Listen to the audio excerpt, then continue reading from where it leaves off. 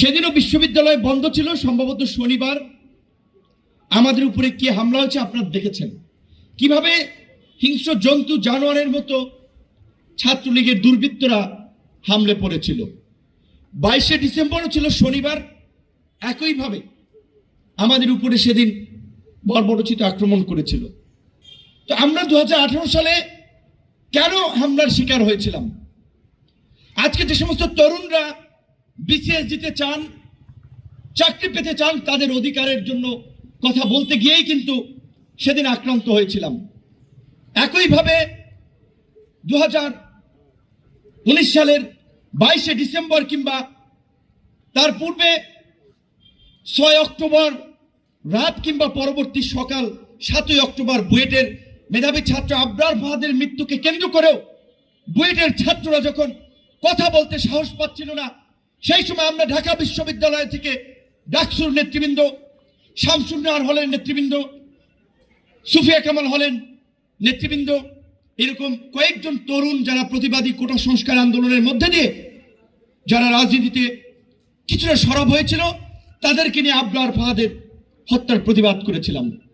তার পূর্বে 17ই ডিসেম্বর ভারতের এনআরসি এবং সিএ, যেটা মূলত সংখ্যালঘু মুসলমানদেরকে ভারত থেকে বিতাড়িত করার এই মোদী এবং হিন্দুত্ববাদী আরএসএস এর যে প্রকল্প, উগ্র হিন্দুত্ববাদী আদর্শের পৃষ্ঠপোষক রাষ্ট্রীয় ক্ষমতা অধিষ্ঠিত মোদীর দল বিজেপির যে প্রকল্প, সেটার একটা প্রতিবাদ জানাতে গিয়ে আমরা সেই 22শে ডিসেম্বর হামলার টার্গেট হয়েছিলাম।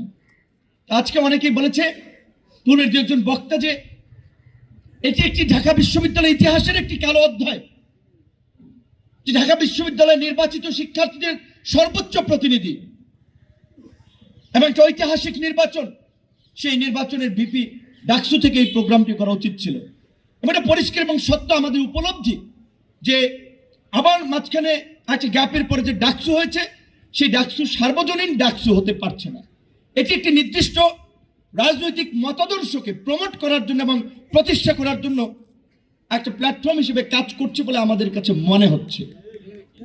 তো আমি ডাকসুর আমাদের অনুজদেরকে, নেতৃবৃন্দকে অনুরোধ করব, ডাকসুকে নির্দিষ্ট রাজনৈতিক দল মতের প্ল্যাটফর্মে পরিণত করবেন না, শিক্ষার্থীদের বিশ্ববিদ্যালয়ের ভয়েস হিসেবে প্রতিষ্ঠা করুন।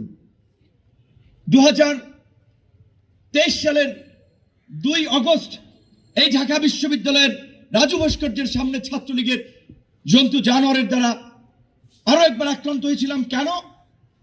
যখন আমরা শুনেছি যে টাঙ্গুয়ার হাওরে ঘুরতে গিয়ে বুয়েটের 19 শিক্ষার্থী আটক হয়েছে শিবির সন্দেহে।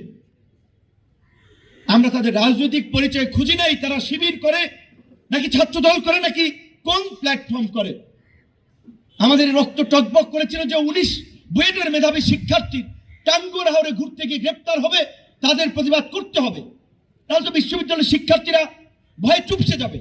আমরা ঠিকই জীবনের ঝুঁকি নিয়ে এই ঢাকা বিশ্ববিদ্যালয়ে এসেছিলাম প্রতিবাদ করার জন্য। সেই সময় আমি ছাত্র নেতা নই, দলের রাজনীতি করি, তারপরেও জাতীয় স্বার্থ, ছাত্র সমাজ এবং তরুণদেরকে এনকারেজ করার জন্য, ফ্যাসিবাদের বিরুদ্ধে দাঁড়ানোর জন্য আমরা সেদিন এসেছিলাম।